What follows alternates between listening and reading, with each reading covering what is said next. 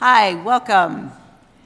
It is 7 o'clock, and we are here, Select Board Public Meeting on the Punkatasset parking issues. And it's great to see all of you. This meeting is really for the public. We are holding it largely because the neighborhood requested a chance to talk about the issues specifically being brought forward, that you've produced a plan and some thoughts about parking along Monument Street. And we're here to listen and ask questions. So I'm just sitting here with bated breath. I think I'm staring at Nora because I think this is are you going to be the spokesman? I don't know how the neighborhood is organized right now. We have three speakers tonight. Rich Churchill. Okay. Deliver some introductory remarks, and then I'll give the main presentation from the engineer Rosado. Great. Rich, you can come up to the podium or you can stand there, whatever works for you, but you're having your back to everybody else and the good viewers on CCTV, because this is going to be, this is live and being recorded.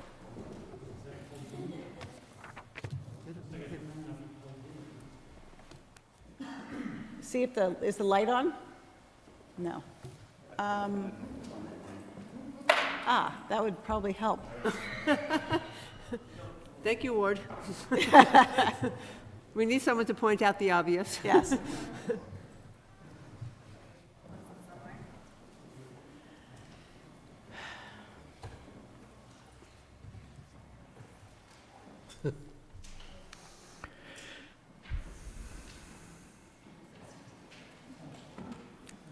If this seems onerous. I can just talk louder. Yeah. Well, that's not going to help the folks who are listening on CCTV. That's the only issue. So why don't you just grab a mic, and if you want to grab a chair, you're welcome to do that.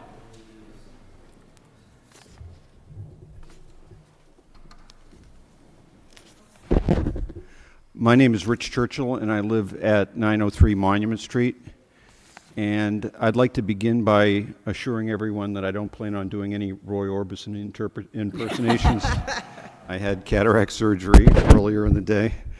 I also want to thank the Select Board for giving those of us who constitute the Punkatasset study group, which we affectionately refer to as the PSG, the opportunity to air our concerns about the NRC's proposed parking lot approximately 400 feet down the Punkatasset trailhead, as well as to give us the opportunity to air or present our alternative plan.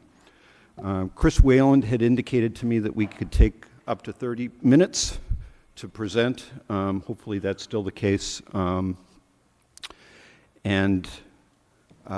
We're hoping, again, just in the interest of time, that we can hold questions in abeyance until after the presentation. Our plan recommends that the town undertake a number of low-cost improvements that would enable up to 12 cars to park safely on Monument Street.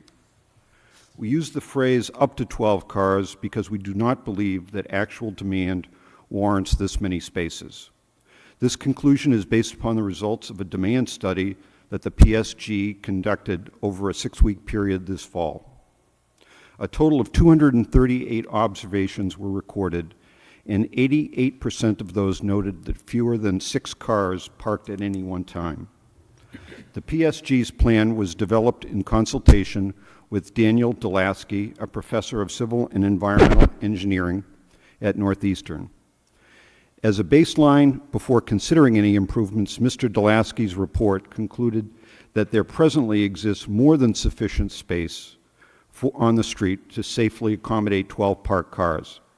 That conclusion was based upon his review and evaluation of existing site conditions and historical accident data. The PSG is recommending that the town implement the first tier of Mr. Dulaski's suggested improvements. These would require a negligible expenditure of funds. Mr. Dulaski's report lays out 2 additional tiers of possible site improvements. Those could increase safety, although he does not consider any of those improvements to be necessary. Before getting into specifics, I think it's worthwhile to summarize why these two options are now being considered by the Select Board. In November 2016, the Estabrook Woods Access Study Committee released its report on parking issues on Estabrook Road. One of its two highest priority recommendations was that the town and the trustees of the reservation work towards constructing a parking lot on the trustees' Apthorpe property adjacent to the trailhead. If that parking lot could not be built, the committee further recommended that the NRC work with the town's public safety staff and neighbors to provide safer parking at Punkatasset, including the possibility of site improvements to roadside parking and speed limits, and also, as well as to consider potential other off-street alternatives. When the town and the trustees could not reach agreement on a range of issues relating to the construction of the parking lot, the NRC focused exclusively on off-street alternatives. To the NRC's credit, it has recently shown a much greater willingness to listen to the PSG concerns about its off-street alternatives, and for that we are very appreciative. However, we do not believe that the NRC has formally rescinded its vote to recommend an off-street parking lot. Therefore, the PSG is proceeding on the basis that off-street parking remains an alternative, and accordingly, we will be critiquing this option in addition to outlining our own proposal. Nora Murphy will be presenting the PSG plan and the results of our demand study, and Joe Rosato will then deliver our critique of the NRC plan, focusing his comments on issues relating to public safety, intrusiveness to abutters, and maintenance. As you listen to our presentation, I would ask you to focus on one key element of the PSG plan, which I initially outlined in my letter to the Select Board on October 23rd. We have recommended that the town adopt our plan as a first step in addressing the safety and parking capacity issues that exist at the Punkatasset trailhead. Equally important as this first step, we recommend that the town establish a rigorous process to evaluate whether these improvements do in fact fully resolve safety and capacity issues. If that process uncovers deficiencies, the PSG wants the board to know that it will work cooperatively with the board and any other relevant town departments to find suitable solutions. It is critical to the PSG that we get this right. This is our neighborhood and we want to make it safe. And with that, I'll turn the meeting over to Nora. I would like to invite the select board to. You have to speak into the mic, sorry. Yeah, sorry. This is because you're Sure. being televised. And let people know who you are. because- Sure, I'm Nora Murphy, and I live at 873 Monument Street. I have a brief presentation presenting the plan of the Punkatasset Study Group, which we developed in consultation with Daniel Delaski at Northeastern University. And I invite the Select Board to please take seats where you can see our presentation. And Erin, if you have your your clicker. Thank you. I'm sorry? I think I'm okay. Thank you. So the title of our presentation is Punkatasset Parking Works. So for many decades, there has been roadside parking at Punkatasset, similar to roadside parking all over New England and all over the United States. People are used to going to outdoor recreation areas, pulling over to the side of the road, and parking their cars.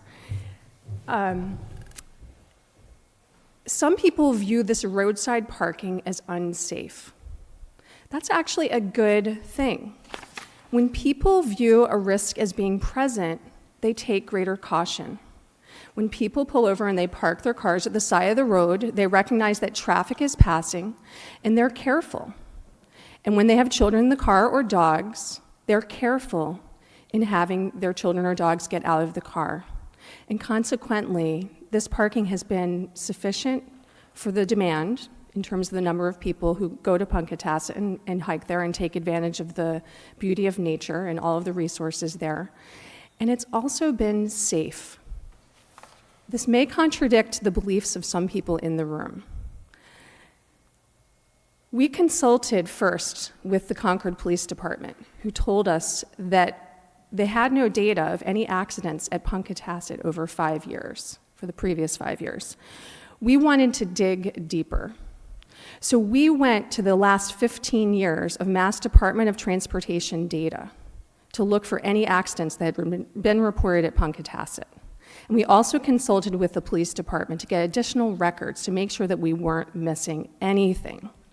So we looked at the last 15 years of data and discovered, do I know how to advance this? Mm-hmm. Oh, we discovered there have been no accidents reported with the Department of Transportation or the Concord police data. I have to update. I didn't, that possibly one in 2008. We received data today from Jody Gary at Concord Police Department that in fact that one accident where someone hit a parked car in 2008 had nothing to do with the parking. It had to do with speeding on Monument Street. So in fact, there have been no accidents. And I do want to point out for those of you who are really data-driven and you notice the years on our graph only go back to 2012. That was our initial consideration, the last 5 years, but then we went back to 2002. So this calls into question, do we need a parking lot that's off-street? Because one of the arguments for having the off-street parking lot is that parking on the street is unsafe. However, the evidence suggests that people take care, and consequently, their choices, their behaviors make this parking area safe. So our second question would be, do we have enough parking? Because the Estabrook Woods Access Study Committee suggested that we needed 12 spaces at Punkatasset in order to meet the demand of people who come and enjoy the space there. We decided, oh, I'm sorry, I'm still on safety, I apologize. I should be following my slide notes here. Thinking of safety, I apologize, back to safety. So thinking of safety, why is it safe? The Concord Public Works Department did a study back in August of 2017, just a few months ago, and they found that the stopping distance, sight distance, is adequate for stopping on Monument Street, that the general SSD is met and also the vertical crest curvature SSD is met, meaning that there's a curve in the road at the site, which for some people they view that as, oh, there's a curve in the road that makes the parking less safe there. But interestingly, because there's a curve in the road, people naturally have to slow there. And in fact, when our engineer came and did a site visit and did some study, took some data with a radar gun, he found that people had to slow to about 20 to 32 miles per hour around that curve, which is much lower than the speed limit, the 20 miles per hour, certainly. So data from our own Concord Public Works, as well as Concord Police show, and Mass Department of Transportation show that this area is safe and also why it's safe.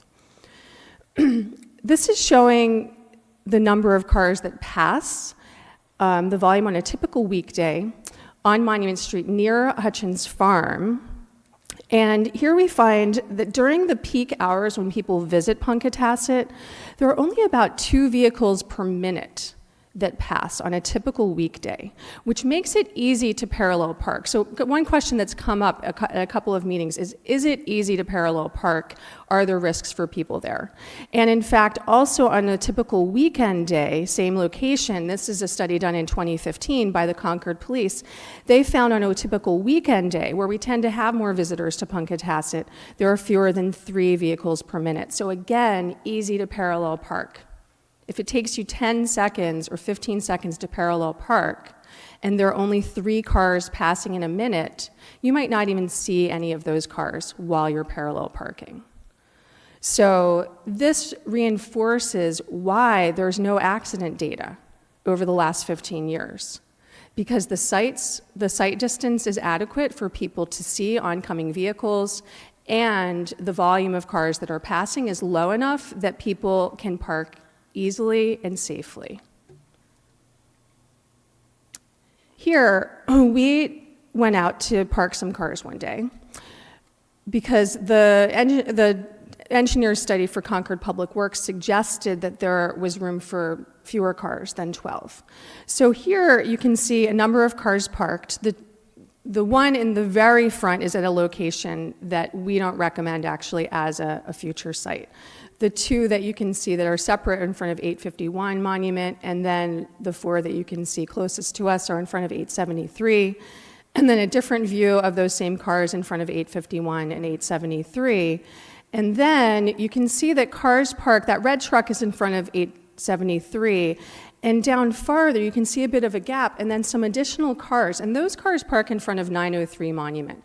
And there are currently spaces in front of 903 Monument, which some people don't use, and typically people don't use if there are spaces that are open closer, but we find on peak use days people do park there. And these are showing current conditions, so you can see that cars are parked off of the roadway itself, and they're parked fully on the shoulder. So there is 7 feet of width for parking, and in some places more. And 7 feet is the width that I think is the regulation for a parking space width. So theoretically it exists already, but we argue that there are some improvements that could be made to make that parking width a little greater, which I'll explain in a moment. So with the help of Daniel Dulaski, we mapped out not only 12 spaces, but potentially 14 spaces in front of 851, which is down in the lower left corner, 873, which is in the middle, and then 903, which is up in the upper right. And so you can see these 14 safe spaces that already exist based on regulations for what a space should look like in terms of length and width. There are some, a telephone pole, a utility box, a couple of other items that were noted in the Department of Public Works study last summer, but our engineer pointed out that that's typical of any public area and that they could be protected. There's no evidence there's been any injury, so it appears that people have figured out how to park safely around them. There are no dents, there are no bangs. However, if the town wanted to protect them, they could put in some bollards or other protective devices. And those are located in front of 873. I don't know if I don't think we need to point them out on the map. I don't know if we need to point them out. If people have questions afterwards, we'd be happy to. So demand is satisfied. We have 14 cars. So probably some of you have been wondering why some spaces are highlighted in blue and green. Well, interestingly, those of you who were attending carefully to Rich's introduction, you might have heard that in fact most of the time we need far fewer than 12 spaces. So a demand study had not been done prior to the proposal of having an off-street parking lot. We decided to do our own demand study because nobody knew how many cars parked at Punkatasset on any particular day. So here is a summary of results from our demand study. So we collected data for 42 different days over 6 weeks. And this was from the end of September through the beginning of November. And I'd like to remind you, because now it's very cold and you've probably forgotten, but October was like summertime. And there were some weekend days during October when it was just gorgeous. So we felt that this was really kind of a peak time. The early fall is a time when a lot of people come out to walk at Punkatasset. The total number of data points that we collected were 238. And what we found is shown in this graph. So weekdays are in red or pink, Saturdays are in purple, and Sundays are in green. And the vertical axis is the number of parked vehicles, the average for different time periods. So we divided up our data into 3 sections. 6 to 10 a.m., fewer cars, one would expect that. 10 to 2 p.m., greater volume. 2 to 6 p.m. on weekends, still pretty high volume. And what we found, however, is 78% of the time, 4 or fewer vehicles are parked at Punkatasset on any of these days, at any of these times. And in fact, 88% of the time, there are 6 or fewer vehicles, which means almost 90% of the time we really only need 6 parking spots there. Only 5% of the time were there more than 8 vehicles. So in thinking of the number of parking spots that we need at Punkatasset, we are mostly going to be using 6 parking spots 90% of the time. And then on certain days, I think the highest volume that we measured were 13 cars on one particular day. And I think outside of our demand study time period, we did observe a day with 15 cars. So certainly beautiful days bring people out. But I think the town needs to consider, are we creating parking spaces for the majority of the time versus we need to create enough parking spaces for that one day when Harvard University brings out a whole class of introductory entomology students to look for some rare species. So our demand study suggests that 88% of the time there are 6 vehicles or fewer. So our engineer was very helpful in guiding us to considering some improvements to the roadway. And we've identified some short-term, low-cost improvements that we think would make parking at Punkatasset safer. So for example, some concerns have been raised about people parking with their tires in the roadway itself. For $150 or so each, we could add a couple of signs guiding people in terms of parking. A similar concern has been raised about people parking in the wrong direction. So currently there are no signs guiding any parking, except for one sign that's inappropriately placed that says no parking here at a corner, that truthfully needs to be removed because it was put in the wrong location. So that's one possibility. We also discovered, with the help of the engineer, that by adding edge lines to create 11-foot wide travel lanes, we can actually add 3+ feet to the shoulder as it exists already. So simply by going out, a good portion of Monument Street in that area is about 28 feet wide. And so when we went out and we looked at the position, without even moving the double yellow lines, by simply putting in white edge lines, we can add a good piece to the shoulder. In truth, we could also move the double yellow line, which isn't centered on Monument Street, to get even more distance if we wanted to add to the shoulder to just give people a little more space where they're parking. So this is a near-term improvement that we can pursue. It's very inexpensive. It's only about 50 cents to $1 per foot of painting lines. Some midterm improvements. Say we try that and the town decides we would like to try to control speed a little better on Monument Street, because sometimes people travel quickly. It can be a commuter way. Digital speed limit signs mounted to posts are about $3,000 a piece. So we could put in 2 of those for about $6,000. The select board also has the option, under a regulation that was passed in 2016, that they could establish a safety zone, which the state of Massachusetts developed in order to provide safer areas for places like Punkatasset, where there are a lot of pedestrians and a lot of traffic. Lastly, we could move the stone wall. If there were a desire to create, say, a walkway inside of the cars so people could park and then they could get out and they could walk alongside the inside of their cars towards Punkatasset, we could move the stone wall at 873 Monument Street to create even more space for cars to park along the roadway safely and for people, their children, and their dogs to get out safely and to walk safely to enjoy Punkatasset.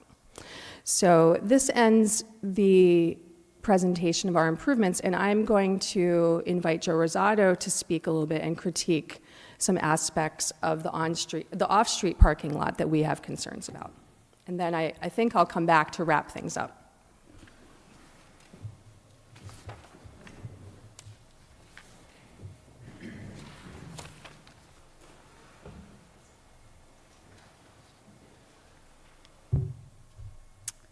Thank you. My name is Joseph Rosato, and I am, and my family are residents at 873R Monument Street. Voice up if you can, please. Certainly.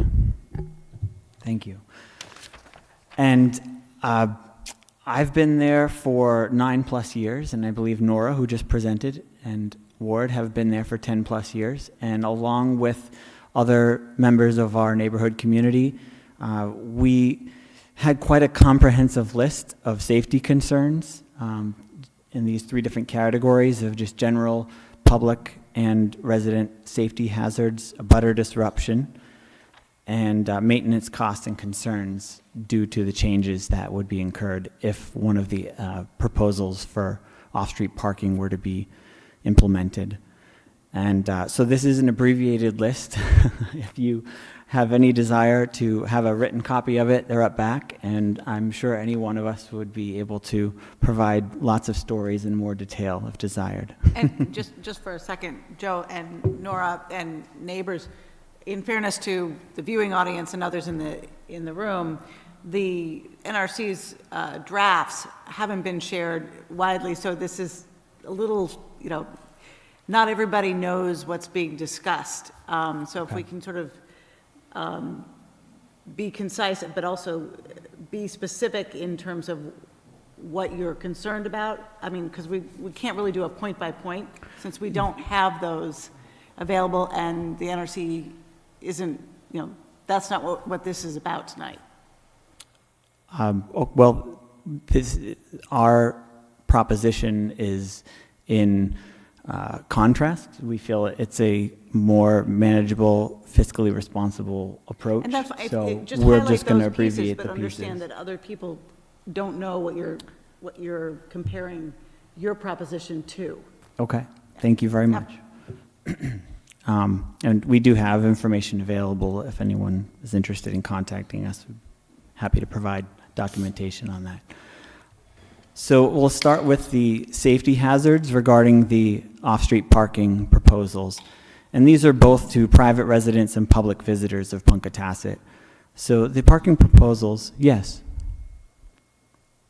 So Jane, in answer to your issue, Thank you. we can just quickly summarize at least what our understanding is of the NRC proposal, which is approximately 400 or 500 feet down the Punkatasset trailhead in back of the White's property at 851.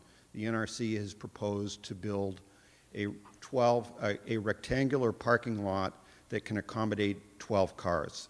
And to get to that parking lot, they are proposing modifying the existing easement, which is just, it's a 28-foot easement that presently really only allows one vehicle, and widen it to allow 2 vehicles to pass in either direction. Thanks. Thank you. So our driveway, our private driveway abuts and shares a right of easement or right of access over this easement that the proposed parking lot is would be on. So the safety hazards are the potential for illegal and disruptive activity in a lot that is not visible from the road, in combination with prior history of illicit and illegal activities at Punkatasset. Residents have observed unauthorized public use during closed hours, night hiking, biking with headlamps, construction of rustic shelters, and unauthorized camping and campfires. The Concord Police Chief stated that they do not have the resources to gate or chain the parking lot or the easement, to patrol or monitor the parking area. The one possible exception they offered was for a patrol car to pass along Monument Street once per day, but not the lot itself. And unfortunately, the lot would not be visible from the street. So the Concord Police and NRC also stated that residents are expected to monitor for unsafe and illegal activity and report incidents to the police. This would be a daily imposition on abutters, and it provides no preventative measures. And also requests to use active or recorded camera surveillance were declined. Abutter disruption issues are the parking access and the parking lot's proximity to private residences. With that, there would be an increase of noise daily with 100 vehicle passes per day. Actually, the studies show there's 50 passes per day, but they have to come in and out. So there's a total of 100. Disturbances to our privacy, increases to the vulnerability of private property that's adjacent in open carports and in our yards, the potential for public to illegally park in the adjoining private driveway due to confusion, disturbs the conservation of the natural wooded areas and the scenic views that Concord citizens desire to share and enjoy responsibly. The town's proposed change of use along the easement from a primarily pedestrian way into a public roadway would introduce a flow of daily vehicle traffic from multiple directions that would cause passing between our private yards and play areas for our children, exposing them to danger. There would also be an increase in potential for accidents and collisions, one by increasing the potential for rear-end collisions on Monument Street, where visitors stopping short to make the entrance and negotiate with other vehicles entering or exiting from the opposing directions, as opposed to having the whole length of the parking area to stop slowly and turn around, as it does exist now. Also, accidents could involve resident or visitor pedestrians, their children, their dogs, or their vehicles. And it would severely worsen an existing bottleneck condition along the easement by introducing two vehicles at the same time. And this could create potential for a roadblock along the easement, which would interfere with the resident, visitor, utility vehicle, delivery, or emergency vehicle access throughout the day. And these disruptions present a real safety concern that would be alarmingly magnified by snow and ice in unsafe winter conditions. And that brings me to our third category, and our final, maintenance costs and concerns. The town of Concord has routinely sought to wisely minimize maintenance costs in the stewardship of its natural and recreation areas. Introducing these off-street parking proposals at Punkatasset would necessitate significant annual maintenance costs due to the unalterable nature and complexity of the site, the necessity to commit to a comprehensive and timely snow removal plan that would ensure the two-way thoroughfare remains safe and passable at all times when the public has unrestricted access to the easement and parking area. The expedited degradation of the natural roadway and parking area from increased daily vehicle use and wear and tear from winter elements and plowing would also incur cost. The need for periodic but timely removal of substantial fallen dead limbs and leaves that would impede access and create a safety hazard on the public roadway. And also, the town has not provided a specific and sustainable maintenance plan, a budget, or funding plan for these things. And the NRC has stated that it is not in their budget to actively maintain any of its off-street parking proposals at Punkatasset. The DPW director has also affirmed its inability to fund ongoing maintenance. So these are all reasons why we are eager to work with the select board and the town to continue to create safety in an area that's beloved and enjoyed by many. So I will let Nora close. Thank you.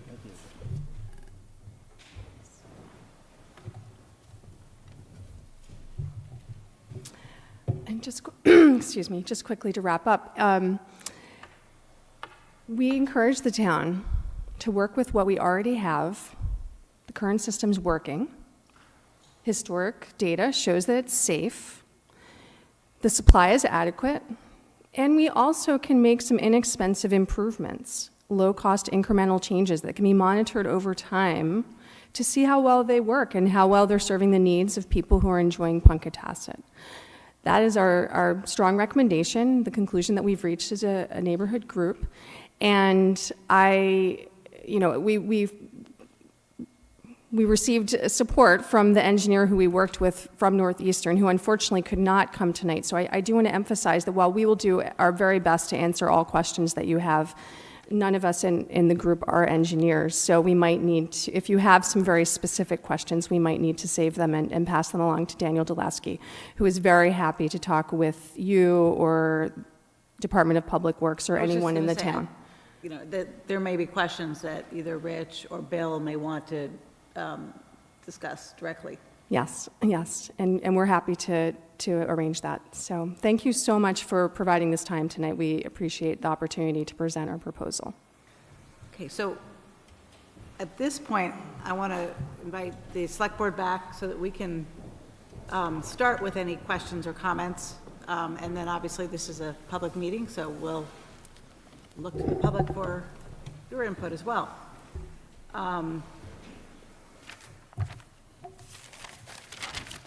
So I want to offer it to my fellow select board members. I know that the issues of safety and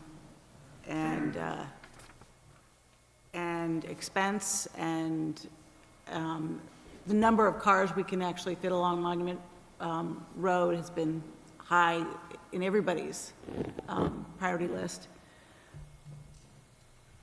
Does anybody have any thoughts? Yeah, I'll start. First, I want to thank the Nora and our colleague Joseph and Richard. Rich?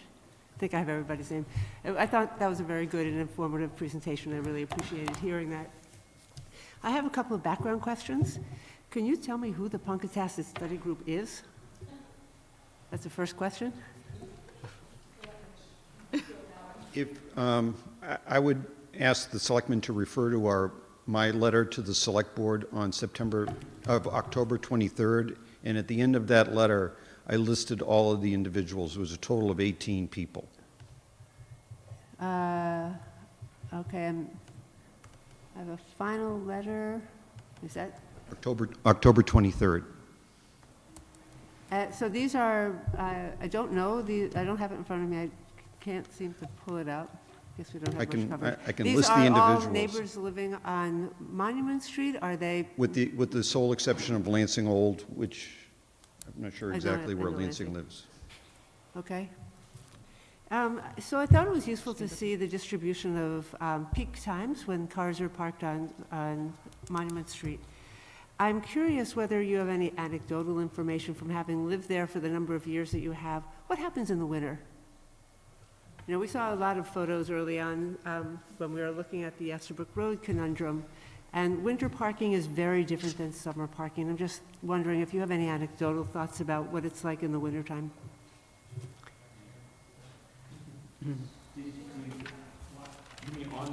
On-street On the parking. street, So the photos right. that you showed us and the drawings that you showed us for on-street parking are, were really helpful, but I don't have a sense of what happens in the wintertime when there's a lot of snow and a lot of skiers want to be able to come in that entrance to go cross-country skiing. Well, that's a definite issue, because the town has not been willing to plow out the shoulder in front of these spaces. So, as Joe indicated, snow is going to be a major issue no matter which plan is adopted. One of the things that is particularly troublesome to me in the two parking lane scenario is that easement, the plowing of that is the responsibility of the trustees of the reservation, because they control that easement. It's when the question has been put to the NRC, how are you going to ever insist that the trustees plow for 2 lanes of traffic?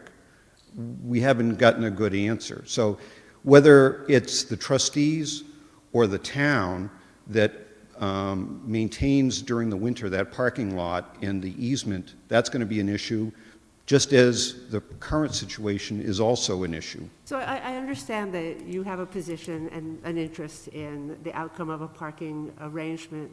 That's not the question I asked, really. I was just asking, do you have 14 cars a day in the winter parking? Is there enough room for on the road on Monument Street? Are they parking parallel? What happens to the traffic during that time? There's good data I've seen from the last 6 weeks. I'm glad that you did that analysis. I'm just curious if you have a thought about winter. Is it compounded? Is it a big problem? Do we have to worry about, aside from plowing? Sure. No, it's a reasonable, very reasonable question. Ward Cheney, 873 Monument, and I'm married to Nora. And Or just because there are people watching and they don't know who you are, you might want to just identify yourself for the, I just did. Yeah, Oh, I'm sorry. Yeah. Oh, I'll do it again. The Ward Cheney, 873 Monument. And so we are where the Apthorps used to live, and we're right at the end of the dirt access road that goes into Punkatasset. And I can tell you just from, during the winter when there's been a heavy snow, and usually what happens is that the Public Works, makes its initial passes. Their obligation obviously is just to the general traffic flowing in and out of Monument Street. So they just tend to push the snow off to the side. And what I found is often it just fills in, the photographs that you saw of the rock wall, and then there's kind of a dirt shoulder, and then the pavement. That gets filled up very quickly. And if it gets filled up right to the street, then there's really very few people come and park there. It's the kind of thing that if you get your front wheels stuck in there, it's very difficult to get out. I used to work for 9 years at Hutchins Farm, and occasionally I would bring a tractor over with a bucket, and I would try to move snow away, but it would never, it's a big job, and I couldn't sufficiently move enough snow to provide parking for everybody that would be there. And I know just from my experience of going out and trying to keep our mailbox open enough so that the post mistress, in our case, could deliver mail. Some of the winters when it's just awful.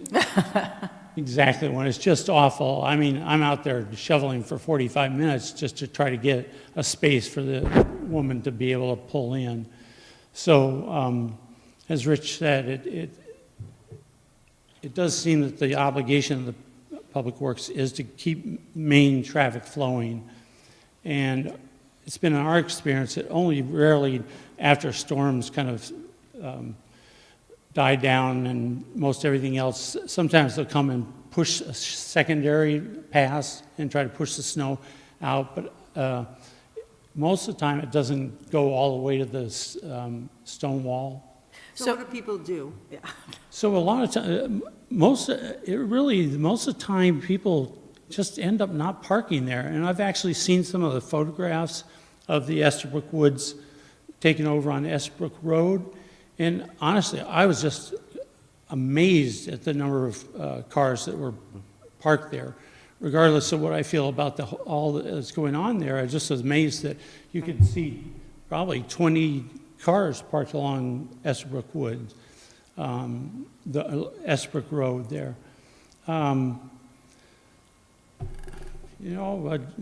Sometimes if somebody pushes a little bit of snow in, then people can get it far enough over, but it's just not, it doesn't happen often, is my experience. So it's less used in the winter? It would be definitely less used, though I have seen what often has happened is that parents, kids love going to the ski slope and sliding down the ski slope. So from our vantage at our house, we can see a lot that's going on, and you'll see a car stop and a lot of kids jump out with the little sleds and the round, rubber things they go down the hill on, and then they'll just come in, and in a day of smartphones, they probably just call their parents and they come and. So there's a drop-off? There's a drop-off, yeah, and it's usually right where the dirt access road, enters into Monument Street, and that's a kind of a common thing that they do. Okay, thank you. I think, Alice, the fact that I don't think there's accidents recorded, even in, say, a snow situation or an ice situation on that road, is telling to whether the activity drops. Perhaps it's not a point of interest for cross-country activity, or just there's enough room somehow. So that was my question. Having not, I've skied those woods quite a lot myself. I was just curious whether Monument Street has that same appearance as Estabrook Road did, with cars parking haphazardly, both directions, angle parking, parallel parking. It doesn't sound like that happens.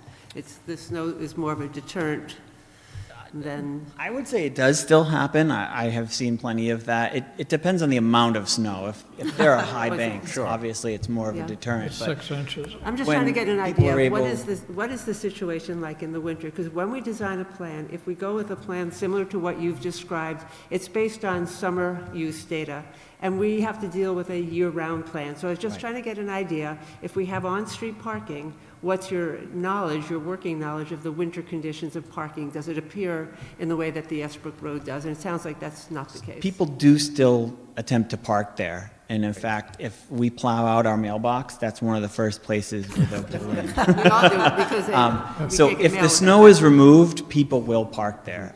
I believe, as Ward said, people are only not parking there because the town doesn't currently take the responsibility to plow it for whatever reason. And as we've stated, that would be the case, with the driveway or the access road as well. And we have experienced with that the snowbanks get very high there. It's hard to keep pushing snow without great effort and planning. And those are part of the additional costs that I don't think the trustees would take on, and part of the safety concerns if you're going to invite the public to access it in all seasons, then the winter concerns are what really magnify. I'm not Problem talking being about blocked in. off-street parking. I'm only talking about the conditions on Monument Street so that we can get a current state picture of what we're talking about. I'm not arguing for one position or another. Lansing Old, 607 Lowell Road. DPW has never plowed along the side of the road there. Okay, And for years, I did it. okay. Thank you. And so that's why the parking has not been. Are you offering to continue to do that? Well, if you'll assume the liability. Did you assume the liability? And the liability results from if I don't plow properly and somebody gets hurt there. Sure. Right. But it sounds like you've been doing it for years. Ever been sued? I probably plowed it for 10 years. Yeah. DPW never plows. Okay, thank you. There must be a reason. We appreciate those 10 years. So I was just curious if you wanted to continue. Very quickly, as Rich said in his letters, one of the things is to try it out and to try to maintain some sort of record. I mean, our demand study, a number of us just went out and took photographs. So I think it's a very reasonable question, what is actually there, so. Thanks. Ellie Bemis, 858 Monument Street. It seems if we want to improve the parking and make it safer, the best money the town could spend is plowing it in the winter.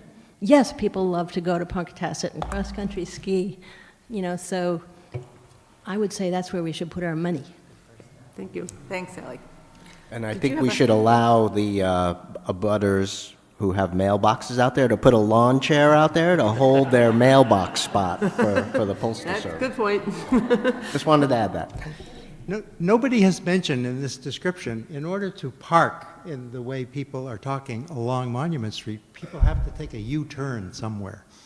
And I'm not sure how that's done. That's definitely a safety problem that nobody's talked about. Okay. That's a good point. Nora Murphy, 873 Monument. That is a wonderful question, which has come up many times.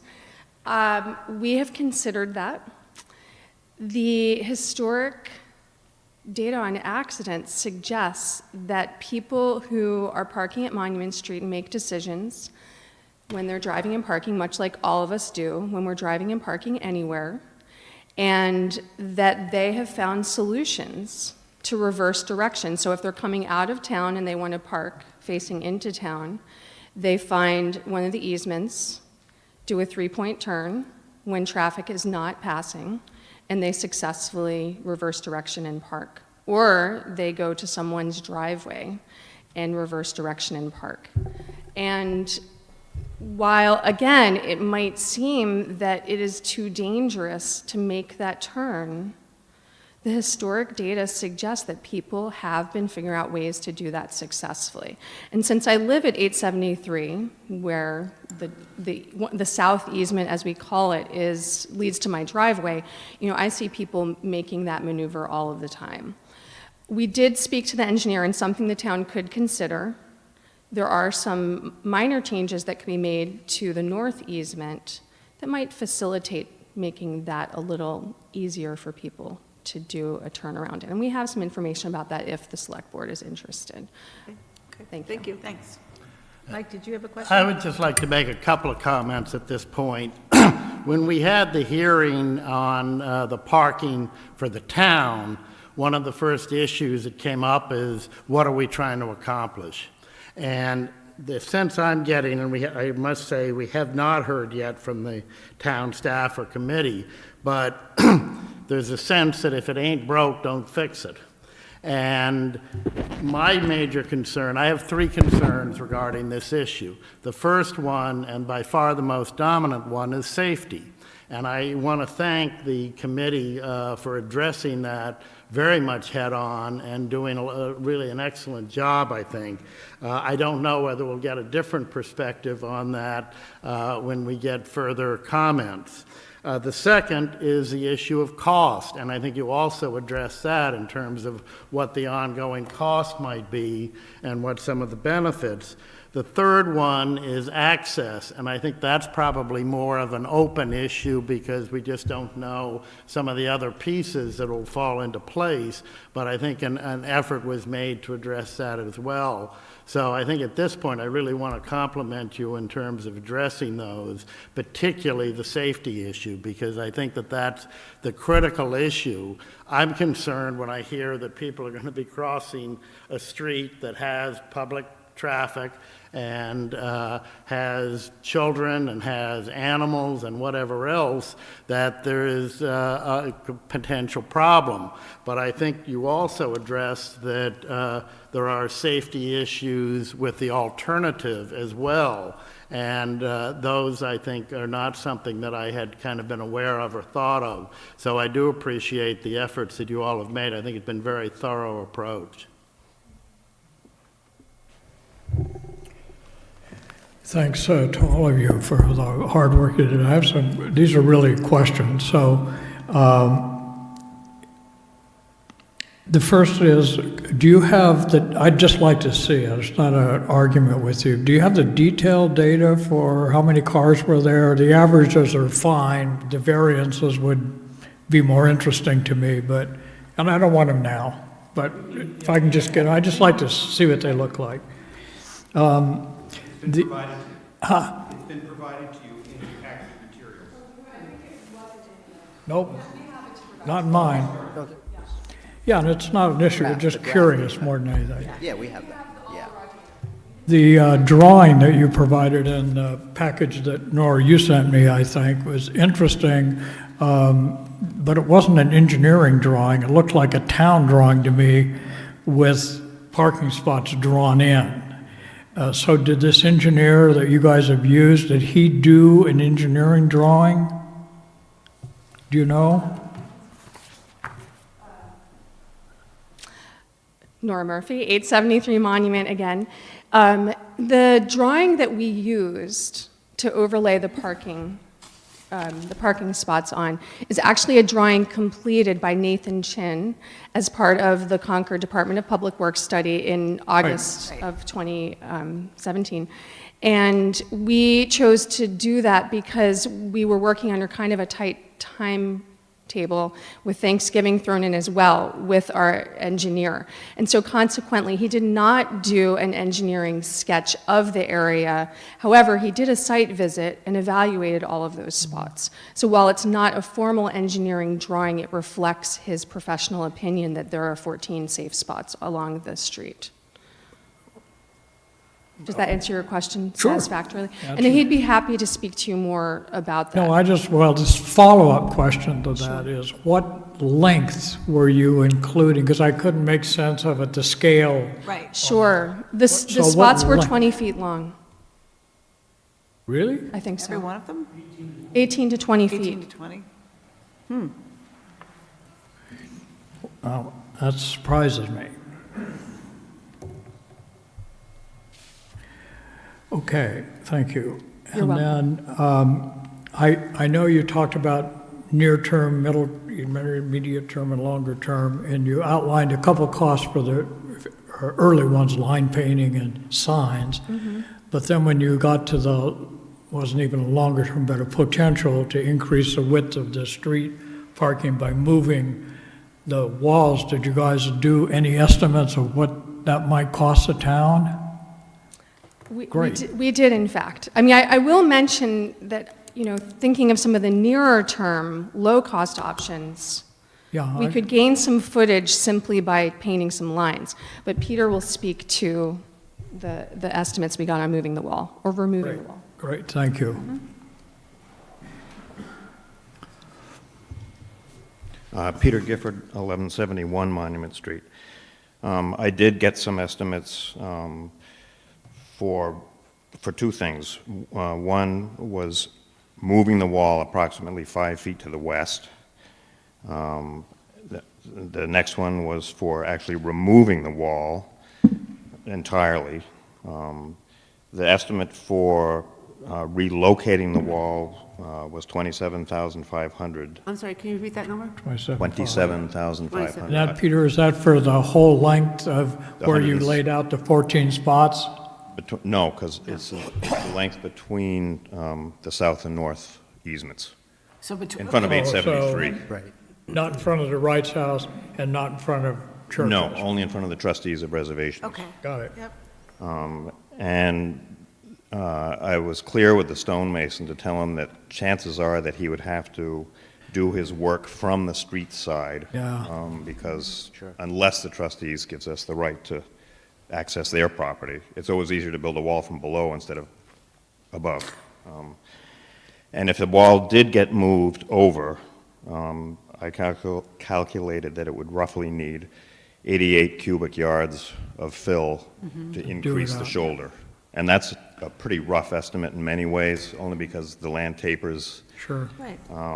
And the cost for that fill would be $2,000, give or take, delivered. Is that inside the 27,500, or is this in addition? Oh, That's in addition. Okay, yep. If the wall was to be removed, the cost would be $4,570 to physically take the wall away. The stonemason would take the stones. Yeah. And then they'd fill it. And then you would fill in, which would require more fill because now you have to taper it down. Right, sure. So I had a figure of Maybe- $3,000 for that amount of fill. And these were all based on the stone wall being reconstructed basically as you see it today. It was not intended to be a fancy wall or anything like that. It was also based on the fact that the town would take down the underbrush and any interfering trees, basically get the site ready to go. And that may be moving signs. It would be taking out any stumps that were going to be in the way.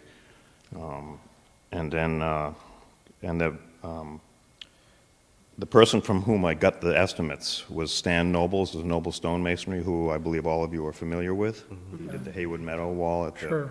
gun house, and he repaired the wall that got, unfortunately, Just got whacked. compromised this summer. So he's a known quantity to all of you. He was interested in the job if it should come up. And Thanks, Peter, that's helpful. Appreciate it. And that was the cost of the fill delivered to site, but the town actually Cleans it. putting it in place and compacting it. Yeah.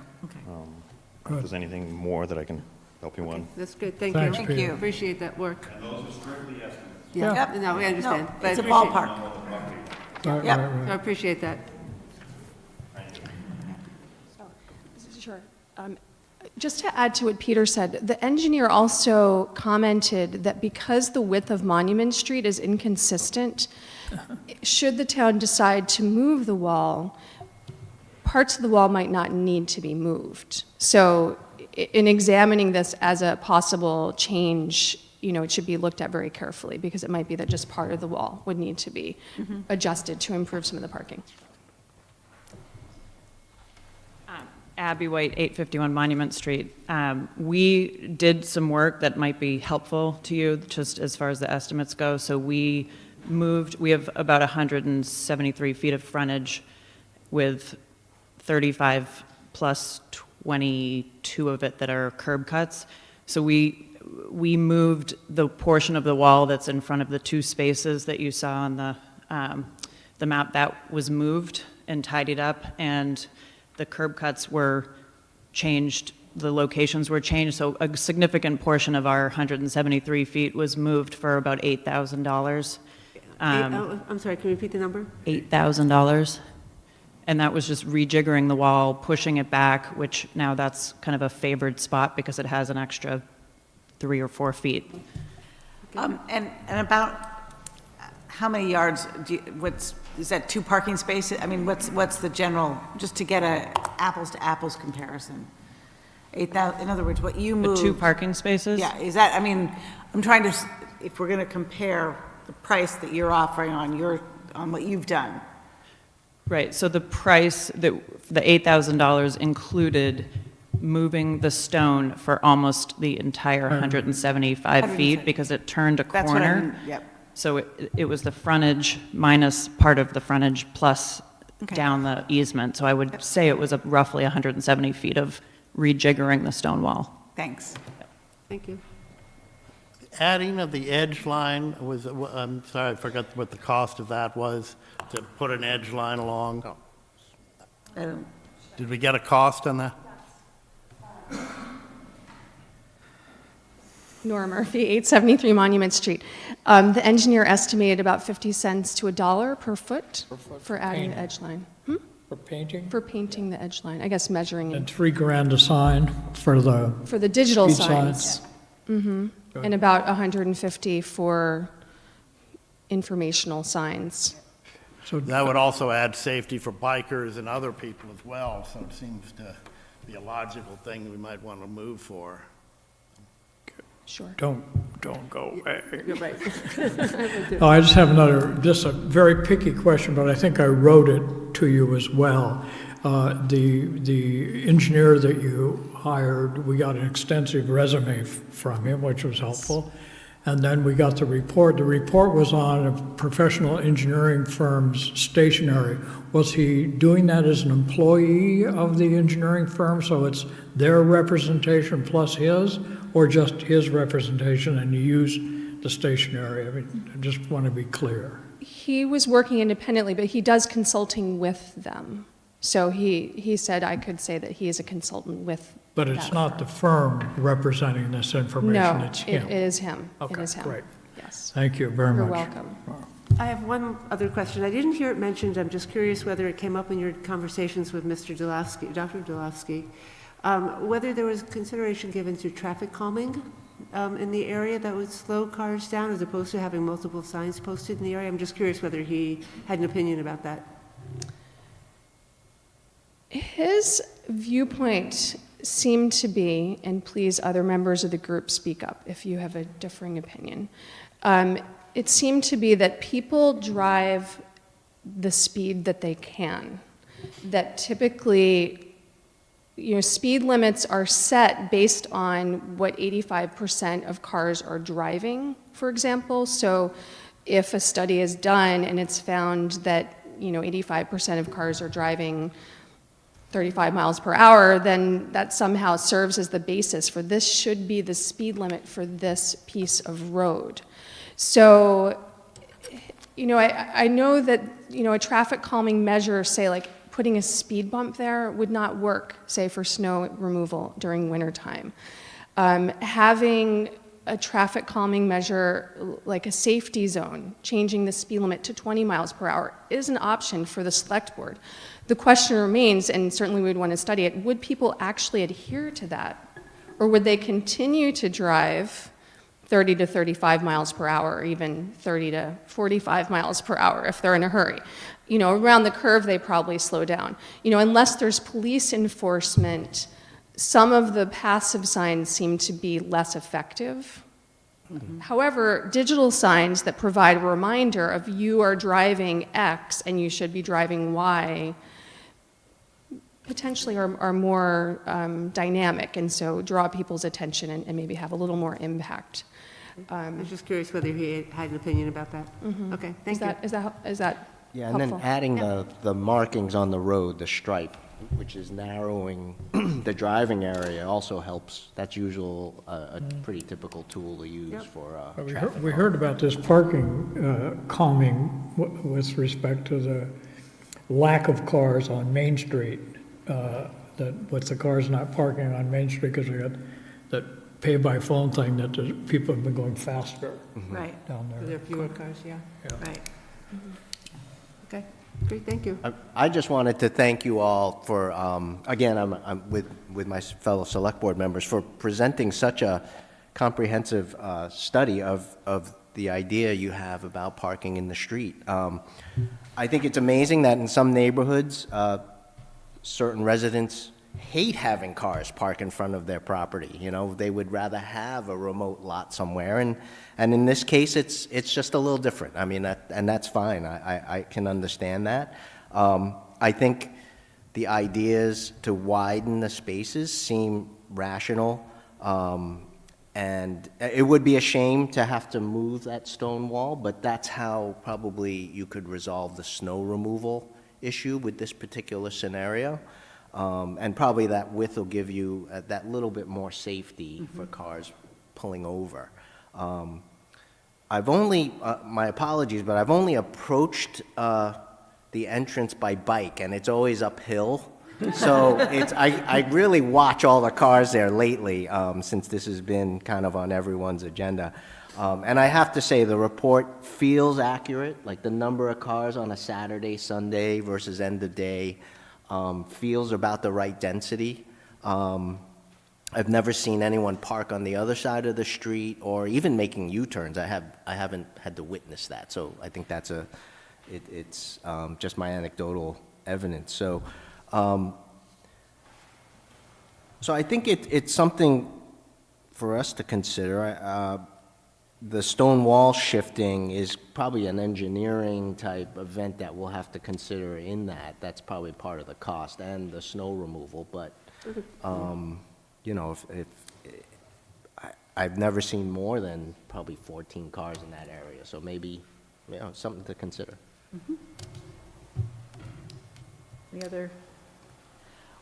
I'd like to say that I think taking a U-turn on Monument Street is inherently a very dangerous maneuver. Dumb idea. And that having a parking lot that people could just drive into is a much safer alternative in terms of traffic. And I think another way to resolve the pressure is to increase the parking on Estabrook Road. I was horrified when the select board decided to have the parking on Estabrook Road because a few residents complained. I think you did not do a service to the residents of the town. Thank You were you. disloyal to everybody, in my opinion. Thank you. But I think the next item on our agenda is to hear from the town and staff, though, before we go to wait. public comments. Oh, Well, at least according to this agenda. We haven't heard from town staff. Right. okay. I don't know. I just wanted to quantify what Abby White said about her removal of her stone wall for approximately the same number of feet. The nature of the wall that we're talking about for Punkatasset is a retaining wall. I believe theirs was a freestanding, quote, farmer's wall. Right. Put together entirely different, constructed. It's more difficult, and the town Punkatasset wall is much wider, and you also have the trees with which to deal. Big trees. So I could see all of you saying, gee, well, that's a big difference in price for about the same. Well, and obviously, before anything happened, we'd be getting these things far more defined. But I think Mike's right. I know, I see Kathy, she's. Well, it's just, it wasn't clear to me what the process is for commenting on, for people who weren't involved in the study group to comment on the study group. So I can make those comments now if you want next to that. If you want to do the staff, then I'll come back and make the comments later. But it pertains to what we've just heard, so let me know what the process is. Why don't you take the moment, and then we'll pull the staff's comments up. Okay. So I just have a few comments as I've heard this going through. This is, Kathy Angel. I live at 267 Main Street. Thanks. I was unfamiliar with this proposal, so these are just comments I have based on solely what I've heard this evening. First of all, I was pretty astonished to have a proposal that starts out saying it's a good thing if people think something is unsafe. That doesn't seem the way we usually do things in Concord, so that was just a little surprising as a premise. I'm not necessarily against or for a lot of the things they suggested. Clearly, a lot of thought went in, but these are just a few comments, observations I have. There was a comment that the 14 spaces are enough capacity. The drawing had cars very neatly lined up. My experience is whenever you're parking on a dirt shoulder and there are no lines and nothing delineating the spaces, it's extremely rare that cars park perfectly, and so whatever nice drawing there is of capacity, it's actually considerably less to that, particularly, you know, if the first 3 cars park badly, then the rest of it is impossible to park well. I appreciated the questions that some of you asked about the parking for peak times, which is really, I think, an important part of the experience in Concord, people wanting to go out and ski in that first snow and whatever.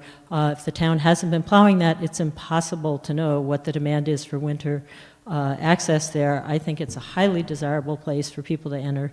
I know my husband and and family have entered there for years, and I know other people who prefer to go in that way because it's, you know, a nice sort of gradual way to start out skiing. The question about where you turn around to park there was the very first thing that struck me when I walked in and was listening to them. I'm wondering if the neighbors nearby are willing to designate their driveways as turnaround driveways so that people can know that's a safe place to turn around. It's always been one of my questions and considerations, given that the parking's on the one side of the street. For most of the town of Concord, we're approaching from the west, and the only way to get there is to do a U-turn somewhere, which has got to be less safe than turning into and turning out of an entrance to a parking lot. Another point was made about the illegal activity. Clearly, there has been no parking lot, and the illegal activity has occurred in the past, so that's something that has to be addressed, whether or not there's a parking lot. That shouldn't be tied to if there's a parking lot, there's going to be an illegal activity, because there was illegal activity without a parking lot. Let's see, there was one more thing. The questions about winter, again, I think are a really key thing. One of the things that's, I think, the biggest peak demand is when there is that big snowstorm in the winter. And both here and at Estabrook Woods, it's a problem that needs to be addressed, because I think everyone knows snowbanks are a problem, and I'm not sure how to reallocate the town budget to address it, but this issue has come up repeatedly with respect to access to places like Estabrook Woods. And the last comment is that about bikes. One of the things, when there's street parking, bikes clearly have to pull out around that parking, and I know that's something on Monument Street that's a big issue for people already concerned about the bikes and car interference. And if the cars can be further pushed off the street, then I'm all for that. But as it stands right now, I think it is a hazard both for the people getting out of the cars and for the bikes that this is what we're designating as where people are supposed to park. Okay, thank you. Well, if we can't get to the I wanted to answer one of the questions. Oh, okay, let's just make this quick so that we can. She was asking about, would the neighbors agree to turn around? Mm-hmm. So the north easement is a secondary driveway to our house, and I have indicated to anyone that we have no problem with there being anybody turning around in that space. And just on the point of the three-point turn, Nora touched on it, but the engineer was absolutely convinced and was willing to certify to the fact that he saw no safety issue with doing three-point turns in one of those easements. And if the selectmen needed that to be incorporated in the report that he generated for us, he has indicated that he would attest to that. Okay, thank you. All right, Rich, I know that you're in the wings here, and I thought I saw Bill. Yep, and I also saw the chief, I think. Still here. Just wanted to invite town staff. He's here, or? I'm sorry, what? Oh, does that work now? Is that working? Is that working now? I don't. We haven't had any luck. We haven't had any luck tonight. So any specific questions you'd like us to address, or? Well, I would want to get some of your thoughts and any questions that you have, because we've all just seen the presentation, which I appreciate, and there's a lot of work that's gone into it, and, but this is your area of expertise, So it was certainly not helpful. mine. We were asked to come forward with a technical analysis of the current situation, which we provided a memo in August to you folks, and we also developed a cost estimate about $89,000. Our wall costs are a little bit more expensive than yours, Peter. We take into account the retaining wall aspect of this, as well as we bid these jobs. We have prevailing wage, we have bonds, insurances, and those sorts of things that we include in that cost. But the analysis that we developed indicated that we can have 4 cars parked in that first section Between the 2 easements? Exactly. Yeah. And we revised that after we ground truthed that maybe a week or so ago, and so we could probably fit 6 cars in there. I think the reason that we have less is because of similar to what the former speaker had just indicated, the haphazard nature of parking when it is not delineated does not allow for that perfect, front to back parking, and people will drive in at speed, and then the parallel parking maneuver becomes a little bit more difficult also at that point. Just a point on plowing that area, snow removal. I'll have to confirm now for a 3rd time with my folks as far as what their plowing operations on Punkatasset is, but I'm pretty confident that prior to or after Lansing Old gave up plowing of that area, we actually have a route truck in that area that does wing out that parking area on a deliberate basis. So our first priority, as you say, is the plowing of the roadways, the sidewalks, the emergency response. But in that particular area, for a conservation property, we actually do wing that out and provide shoulder parking for cars. As it was also pointed out, over time that builds up when you have large drifts and you continue to push it out, but there are impediments there that prevent us from doing the job that a loader would be able to do, and we do not send a loader up there. Couple other things I have heard in our quotation. We have, let me pull my reading glasses out for this. In our budget estimate, we actually have the shoulder being widened to a much larger extent. I believe that the previous speaker indicated a 7-foot wide shoulder. We didn't believe that that was adequate. We believe a shoulder width bare minimum of 8 feet would be necessary. We would much rather see a 10-foot shoulder in that area, even better if we had a wider shoulder that would provide some type of a walking way for people on the inside that would be able to walk their children, themselves, and their dogs to that area. So that was one difference. There was a requirement for the removal of existing public shade trees. The public shade trees in that area, we just recently did a town-wide evaluation and inspection of all our public shade trees. There's several large legacy white oaks in that area that are not planned for removal. They're in good condition. And they call for a pruning of those trees in that area, no removals.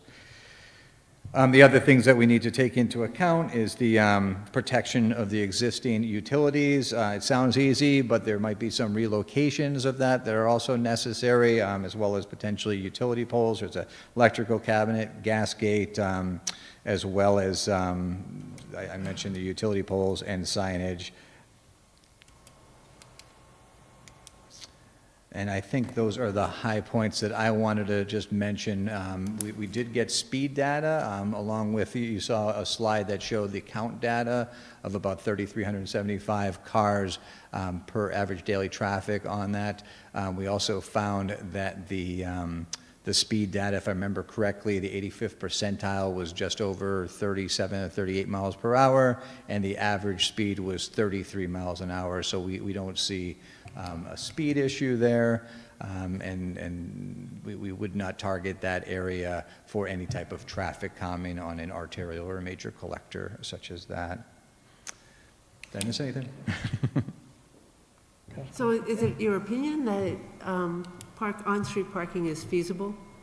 I think it would be feasible with the improvements that we've noted, and I think that the 14-car configuration, I think it's overly optimistic. I don't think people park like that, and with the additional cars beyond the 6 that we've noted, there would be significant construction cost. Like I said, our cost estimate is somewhere in the $89,000 range for the 6-car configuration. I think if we were to do the 14-car configuration, there's considerable more site work, there's wall relocation, tree removal, there's some significant grades. I think there's one shot in a picture that was forwarded in that area that might have been around car 8 or 9.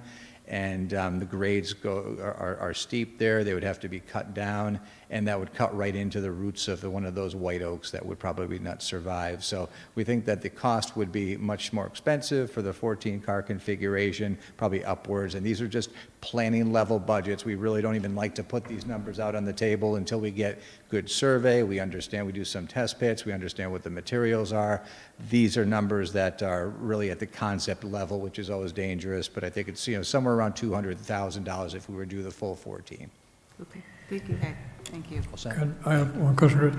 So just make sure I understood, not to the last number that you just mentioned, but for the 89,000, that's for improvements between the 2 easements, correct? That's correct, for the 6-car configuration Right. that we noted. Okay, and they have in their drawing 7 cars in there, right? I think. Where they have 2, I think at the first area we They have have 2. 1, and then we have 4, and then we have 1, right. So I just wonder, is the 89,000 to also widen Be widening the to shoulder. a minimum of 8 feet? We would like to go further than that, probably closer to 10 feet, and we would have to relocate the wall. We I get it. all those types of But it things. did include moving the wall and widening the, Right. That's correct, and putting all the necessary materials in place, compacting it. and the same with your $200,000 estimate, again, not holding you to that. That's correct. I get it, but it would, it's an all-up estimate, right? That is correct. Okay. Yep. Thanks, Rich.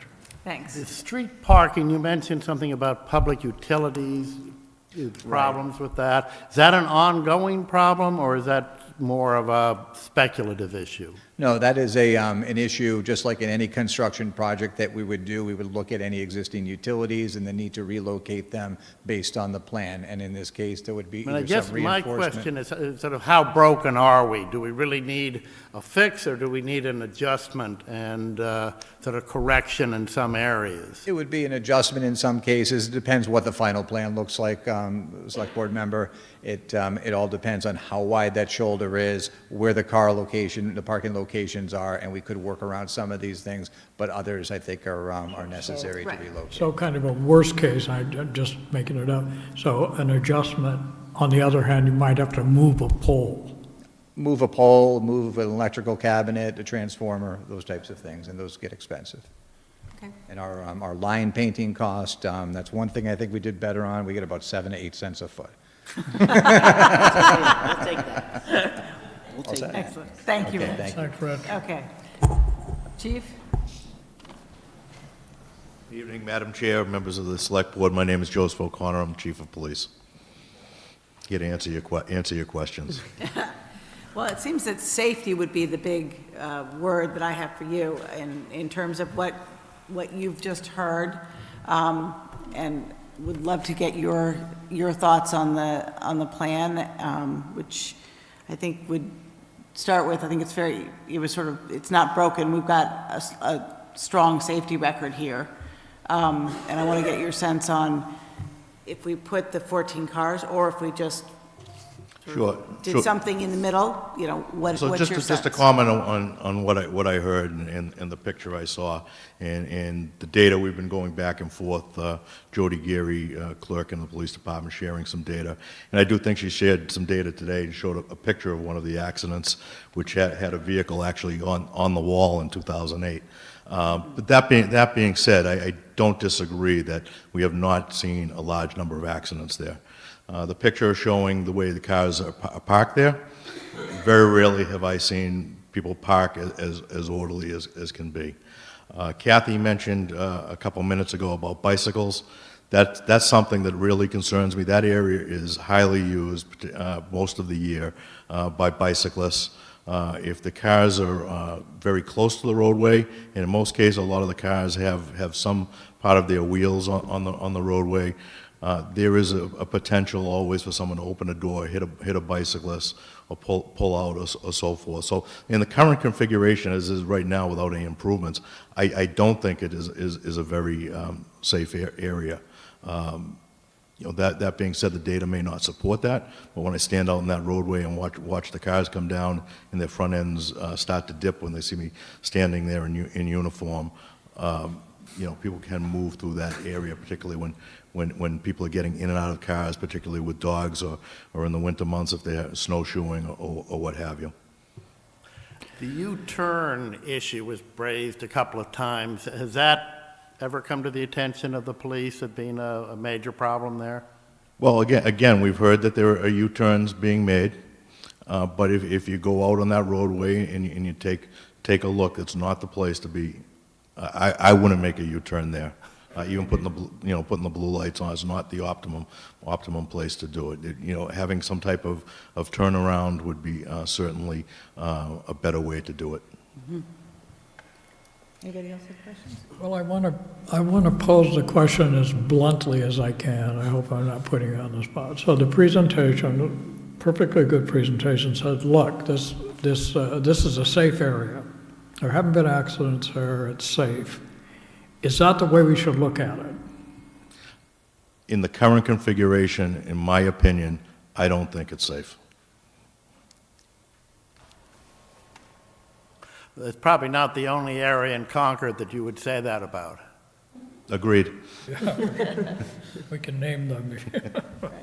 I'm actually more afraid of my bike going down Main Street than I am on Monument Street. Well, just to speak quickly to Main Street, after some of those hearings, we did put officers out there with radar, and we did not see the big, the anecdotal observations that people were making about speed did not match what our officers were observing.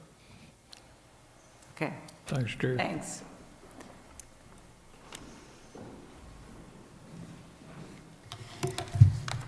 All right.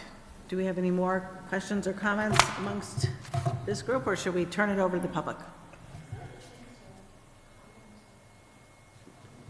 Yeah, come on. Yeah, absolutely. So this is now a public comment. Yeah, here. this is officially public comment. So you're a public. I'm a public, as well as a member of the committee. So Nora Murphy, 873 Monument Street. I don't know if Erin is still here. I guess she's closed down the computer with the presentation. Look, she's back there. No, she's right there. Is there a way I could pull up one of the slides, please?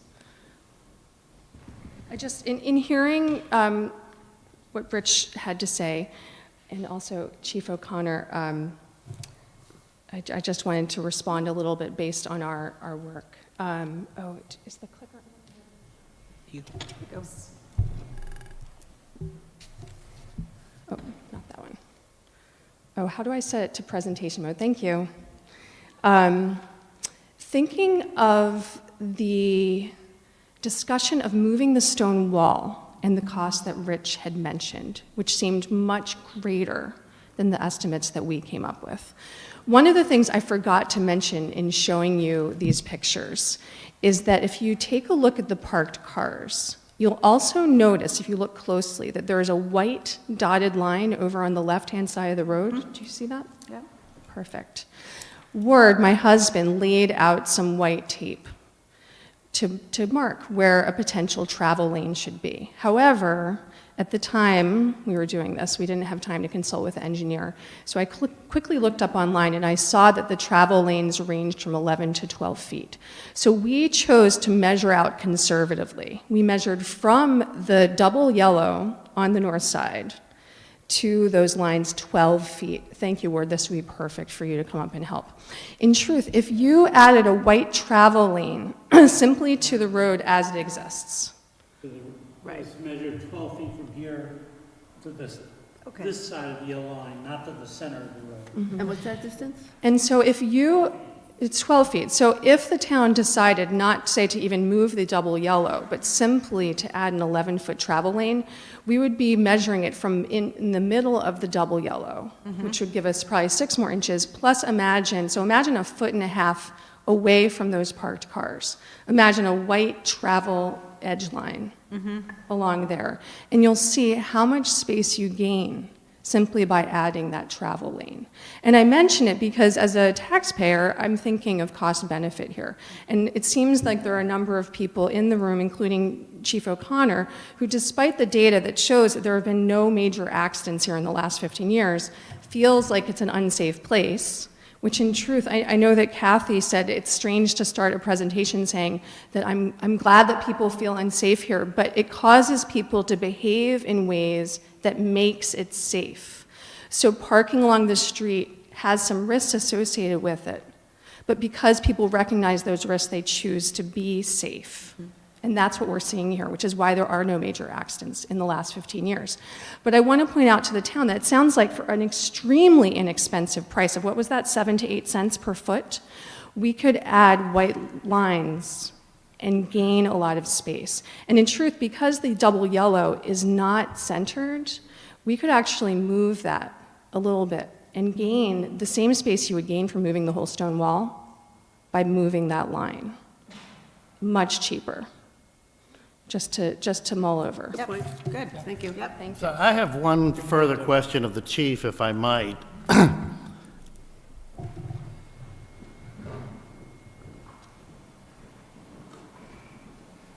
It was raised that the off-street was potential for illegal and disruptive activity that is not visible from the road.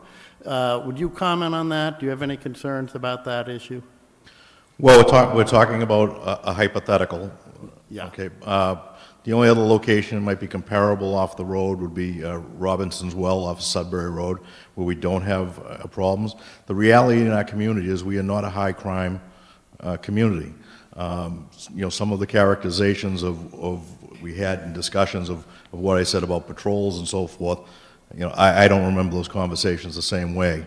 To talk about cameras when that came up in the area, what I said was I think that's a bigger discussion because I think there are privacy issues and so forth. The residents in our town, I don't believe, want cameras to entrances of Thank you. I just thought that's an issue that needed to be addressed. I appreciate that. Thank you.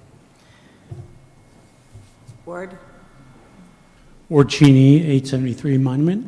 And I'd like to offer a lot of thanks to the police department for providing us, and me in particular, the accident data. And Jody Geary did a lot of that work, and she provided some additional material today that I did not know exists, but apparently each accident has a narrative written up that better explains what actually happens than the kind of data that you can download from the Department of Transportation database. And I think it would be really helpful to have people like the chief and others who are concerned with traffic to look into those more deeply and see what were the cause of the accidents. Like the car that veered off the road was one of the things I got today.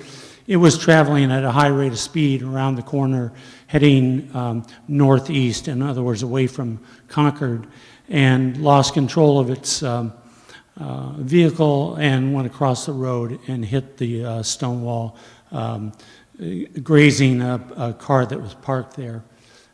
So there's a lot of information in that could be helpful to the select board as well. Thanks. Thank you. Questions, comments? Peter Gifford, 1171 Monument Street. It may be interesting to look back at the history. I don't even know how many of the board members remember this, but when the land transferred from the Hutchins family to the town of Concord in the early 70s, there used to be a cabin way down by the pond. One of the very first orders of business that the town did was take it down. For what reason? Liability and safety. And that's the concern about the inboard parking lot drug deals, illicit behavior, and whatnot. And that's why they took the cabin down, because it was a real potential problem. There's also a parking lot back there, wasn't there? No? Not back there. Well- There was a horse dress up. Ah. They don't count, right?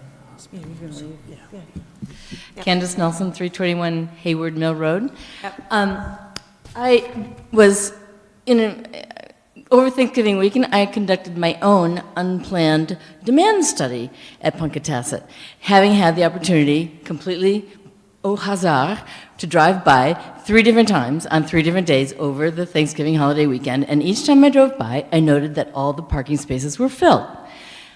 So I'm going to argue that our consideration of demand for parking spaces should accommodate and take into account those peak periods. Clearly, a holiday weekend is one of those. The first snowfall, the big snowfalls, those are other ones. I don't know why we wouldn't want to plan our parking to accommodate demand at those times. Those are the times when access to the woods is particularly precious. I also really appreciated the town officials who questioned the 14-space allocation of parking along this road because of the haphazard parking and because of various obstacles, et cetera. So if, for any reason, cost or otherwise, the town were to decide to only improve that parking for 6 spaces, I would advocate for the parking lot and/or to go back to Estabrook Woods and increase the number of parking spaces there. Because as we shrink the parking and at access points to Estabrook Woods, the poor schmucks like me who have to drive to either one of those places are out of luck, and that's not really fair. Thank you.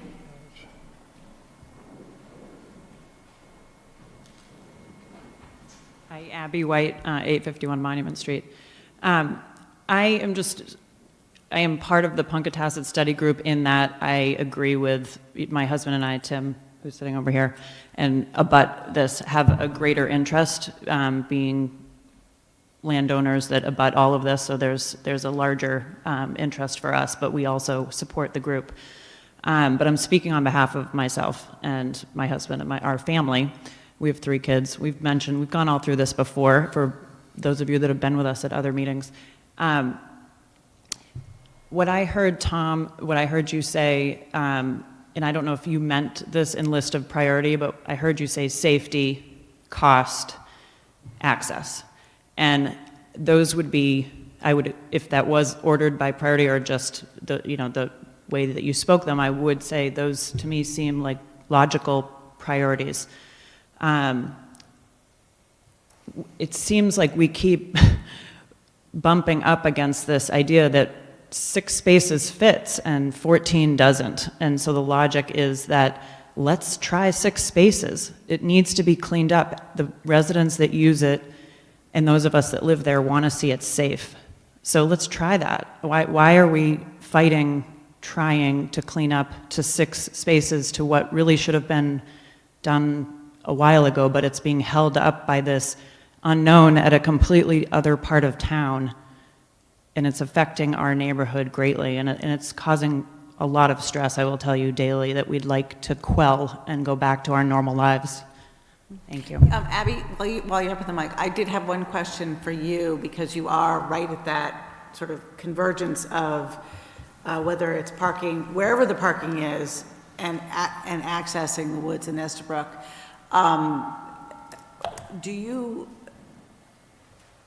Are you comfortable with cars parking right, I mean, you're the one that has them right in your line of sight, right in front of your house and along those sides. I mean, do you find that as an impact, or you're comfortable with that as a solution?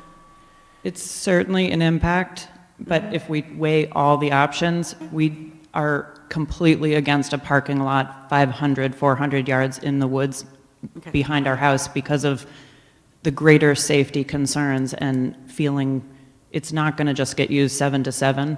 We've already seen that it overflows into other times of day, and that concerns us. Punkatasset overflows already. The use of Punkatasset is at night. There are people with headlamps going back, and it concerns us for a lot of reasons. There was a history of use of illicit use of the woods coming in from Carlisle as well as Punkatasset over the years. This was years ago, so maybe it wasn't part of the record that was brought up. But when people aren't seen, what we find is because the area isn't policed regularly, because it's kind of left to be its own thing, and I don't fault the police for that, but we have asked for it to be watched a little more closely, because when people aren't watched and when there's not a lot of rules, it sounds lovely, but it doesn't really work. So we'd like to have it a little more organized, and with that, I think it could work. And I'll, you know, we greet the people that park there. I'm there at the bus stop all the time. It's, you know, it's a happy place to come, so we'd like it to go back to being a happy place to come. I want to make sure you felt safe with people right there, because... Where they can be seen, and I'm not policing that, yes. Okay. Yeah. Yeah. Absolutely. Thank you.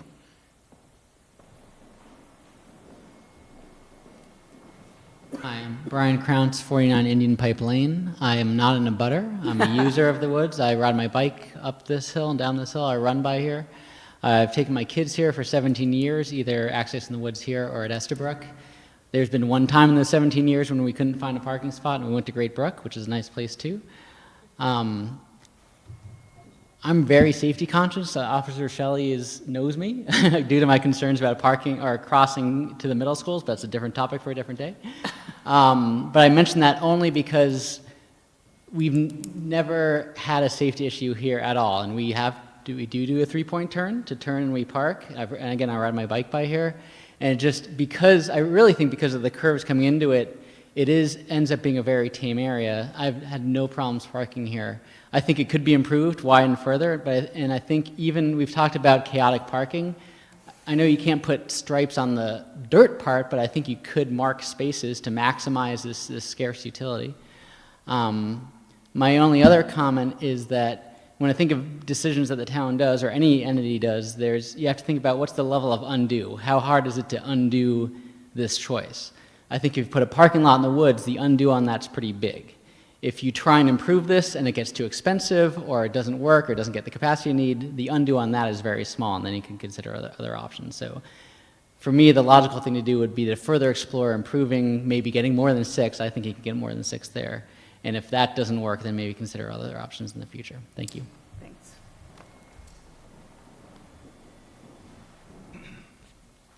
Hi, Jeff Young, 264 Bedford Street. I'm also a user. I'm not an abuser, but I think the criminal illicit activity argument, it's hypothetical, and like Chief O'Connor said, that it's not something this town generally has to deal with. We have October Farm. There's a parking lot at the end of a long road there. It's very isolated. I don't know if there's been any incidents over there. Madison Field, there's a parking lot that's in a residential area. It's accessible. But I'm glad to see some work is being done in this. I've been using it for years.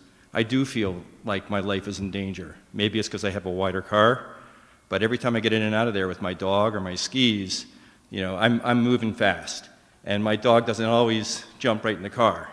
So, and I park tight to that stone wall, and my wheels are still partly in the road. So it's a tight spot. I don't care where you paint those lines. And with the bikers in the summer, I've been cursed at, trying to get in there, turn around, but it almost feels like this is a Band-Aid for this situation. A parking lot, it's a solution. I realize it comes with its other, negative aspects, but I don't think it's going to be it's going to invite all sorts of this illicit activity. So,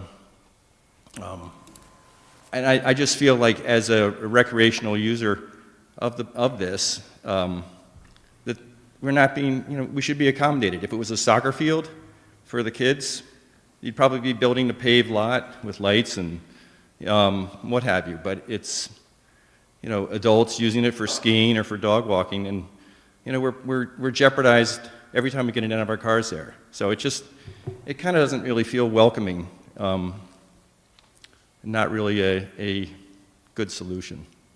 Thanks, Jeff. Thanks. Ellie?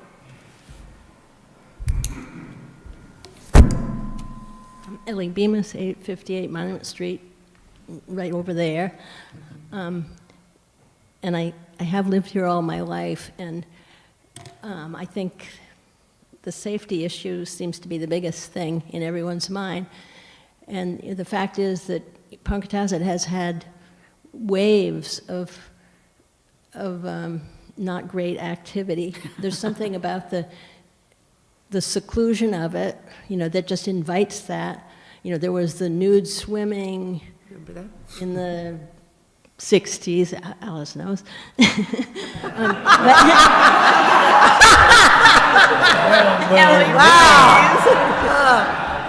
I am aware of the practice. Thanks for coming, Ellie. Yeah, all right. Hold on a second. Heard here tonight.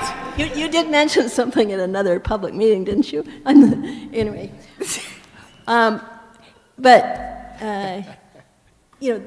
That got announced on Cambridge radio stations, and it was a big issue. It brought all kinds of things with it.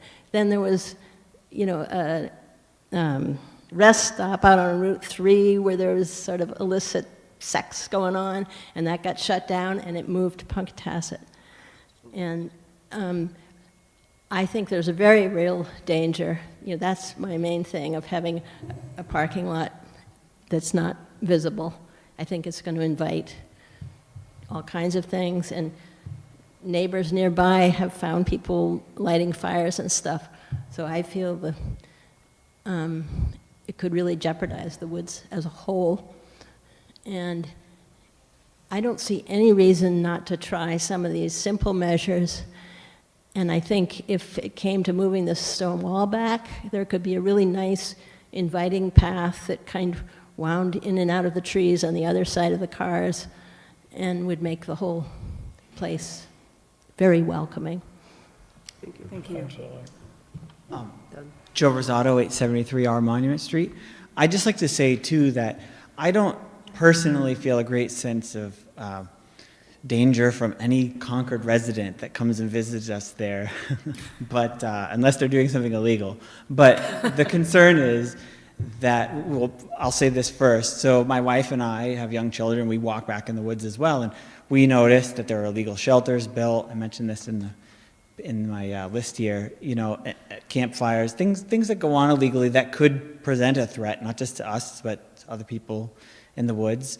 And the combination of inviting people into that area without the monitoring, particularly, sorry, this was my point, particularly in this day and age with social media and the internet, we want to be a welcoming town, but we can't really control who comes in outside of Concord residents. And we want to be welcoming, but if that's not monitored or controlled in some way, we have no, there's no way to stop, recurrence of some of the behavior that happened in the past, which can happen all the more easily with the way communication operates today. And as someone else said, you can't undo that once it's done, really. It's a much bigger task to take on at that point. So thank you. Thank you. Anybody else? Okay. Okay. Well, I think we've heard a lot tonight, and this was really a conversation. It wasn't a decision point. I did note at the very beginning that one of the things that I think it was Nora, who's now left, mentioned that, or maybe it was Ward who said if actually, perhaps it was Rich, if these steps were taken and then it was clearly not working, then the neighborhood would embrace a look at other options. And I just want to thank you all. I think that's given the discussion around the woods and access, that's a really refreshing and helpful place to be at Punkatasset, and I really appreciate that. So we'll keep talking about it. I'm sure I know that we want to make sure that Rich and the engineer have a chance to compare apples to apples, since there are a lot of numbers that were thrown out, and I certainly am not going to hold anybody's feet to the fire on any one of these. And since we are talking about spending town funds, regardless of what we do, we got to make sure that we're a little bit clearer on what they are. Does anybody else want to add some thoughts here? I would only add that I'm very grateful that very often when we have issues before the select board, we hear criticisms of different proposals, and we don't always hear other suggestions as to alternatives. And I think tonight it was a very thoughtful presentation of an alternative, which is very helpful to us in terms of whatever decision we make, because a lot of information was brought forward, and the best decisions are made when we have information. So thank you all. Ditto. All right, thank you all. Move to adjourn. Second. Favor? Aye. Thank you all. Thanks. Meeting.